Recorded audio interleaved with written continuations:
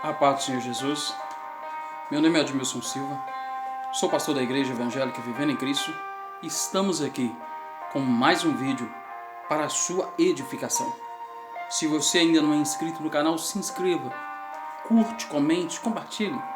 Não deixe também de ativar o sininho para você ser notificado de todas as nossas publicações, em especial o estudo da Bíblia Sagrada capítulo por capítulo, um estudo sistemático, teológico e também pastoral. Deus abençoe sua vida. Este é um canal de bênção para o seu ministério, para a sua vida. Vamos ao tema de hoje, Êxodo capítulo 5. Êxodo capítulo 5 registra o encontro entre Moisés e o faraó ali no Egito. O estudo bíblico de Êxodo capítulo 5 mostra como foi o início da sequência dos movimentos do drama que culminou no êxodo dos hebreus das terras egípcias. Êxodo, do capítulo 1 ao capítulo 5, vai falar de Moisés e Arão diante de Faraó. No capítulo anterior, no capítulo 4, Moisés ele vai encontrar com Arão. E os dois juntos agora, após se encontrar no deserto, vão voltar para o Egito para encontrar Faraó. E o primeiro versículo de Êxodo capítulo 5 até o versículo 5 vai falar desse encontro. Êxodo capítulo 5 começa com Moisés e Arão se apresentando a Faraó. Diante do rei do Egito, eles transmitiram exatamente o que o Senhor havia ordenado que eles falassem. Eles pediram que Faraó libertasse os israelitas para que eles pudessem fazer uma celebração de adoração a Deus no deserto. E deixaram claro que os israelitas não eram propriedades de Faraó, mas eram propriedade do Senhor. Eles vão deixar claro, eles não pertencem a Faraó, eles pertencem ao Senhor. Por isso, a primeira coisa que Moisés e Arão disseram foi: assim diz o Senhor, Deus de Israel, deixai ir o meu povo, para que me celebre uma festa no deserto. Êxodo capítulo 2, versículo 1. Perceba que o Senhor diz que Israel é o seu povo. Israel é o seu povo. Mas Faraó rapidamente questionou quem era o Senhor. Ele também alegou que não conhecia esse Deus. Ele não conhecia esse Deus. E que não deixaria os israelitas irem ao deserto. Não deixaria. Então, Moisés e Arão começaram a argumentar com Faraó, dizendo que o Deus dos hebreus havia os ordenado, os encontrado e os ordenado que eles precisavam ir brevemente até o deserto para oferecer sacrifícios ao Senhor, de modo que a ira divina não recaísse sobre eles. Para que a ira divina não recaísse sobre eles. Os argumentos de Moisés e Arão eram completamente lógicos. Os hebreus constituíam uma importante força de trabalho para Faraó. Caso eles fossem castigados por Deus, os trabalhos de Faraó também seriam prejudicados. Porém, Faraó se manteve irredutível. Na verdade, Faraó considerou que Moisés e Arão estavam causando tumulto e distraindo o povo hebreu do seu trabalho.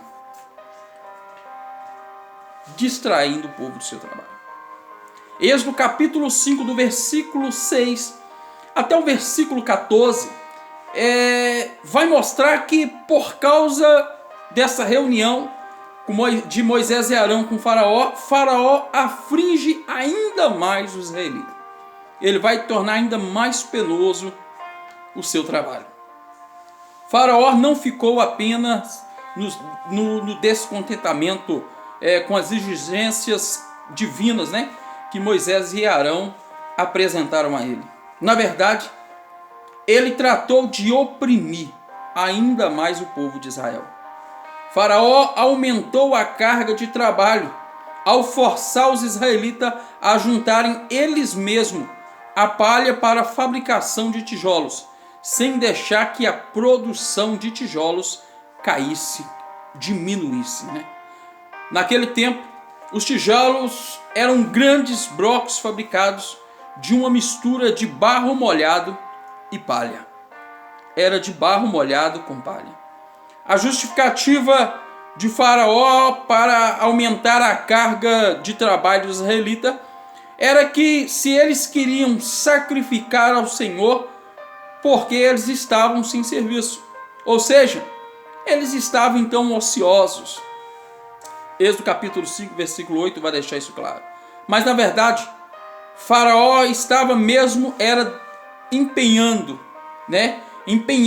em aumentar o seu domínio sobre o povo hebreu, de tal forma que os israelitas não fossem tentados a dar ouvidos ao que diziam Moisés através de Arão.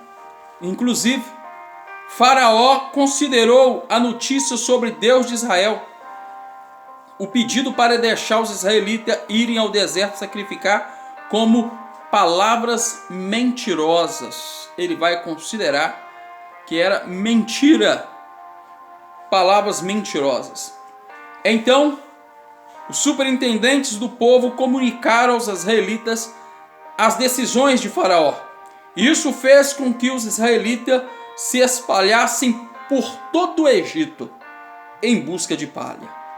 Mas a pressão egípcia foi muito grande e os israelitas não conseguiram dar conta de todo o trabalho. Até mesmo os capatazes israelitas, que eram oficiais que organizavam o trabalho, foram açoitados. Êxodo capítulo 5 está registrado no versículo de número 10.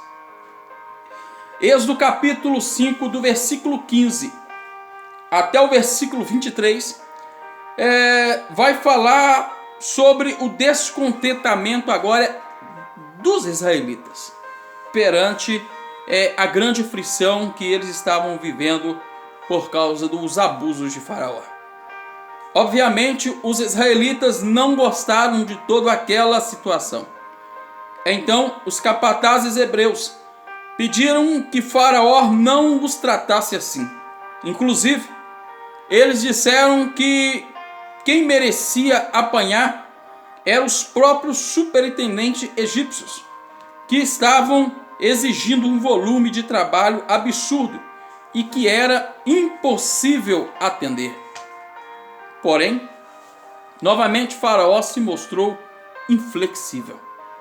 Ele manteve o seu discurso que os israelitas estavam ociosos e por isso estavam arrumando tempo para quererem ir ao deserto para sacrificar ao Senhor.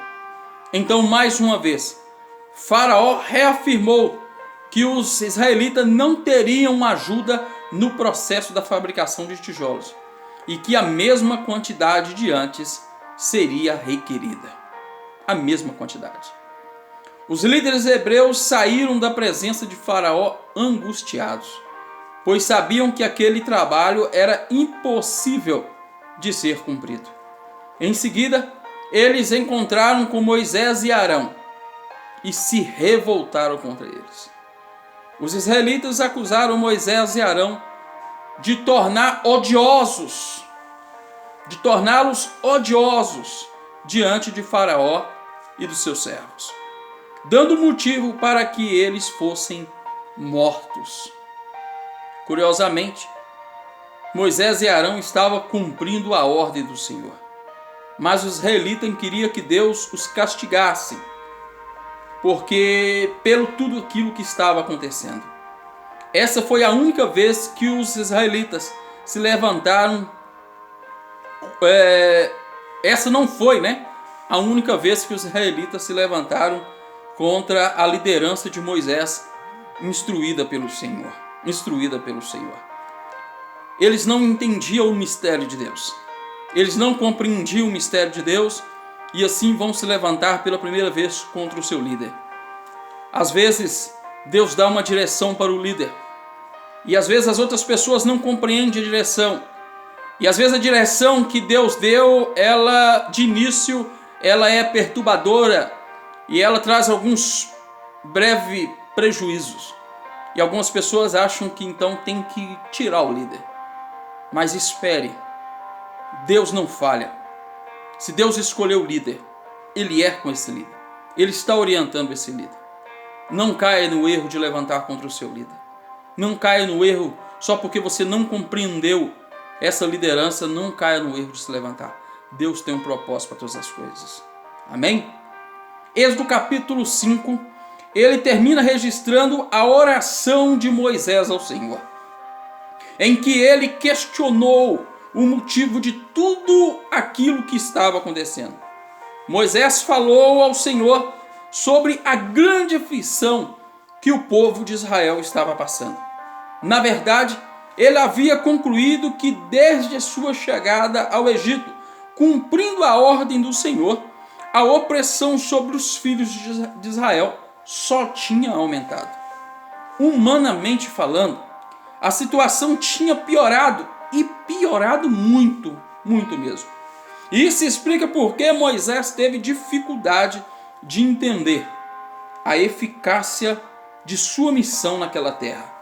Êxodo capítulo 5, 22 e 23 vai deixar isso claro. Mas tudo aquilo, tudo que estava acontecendo, estava dentro do propósito do Senhor.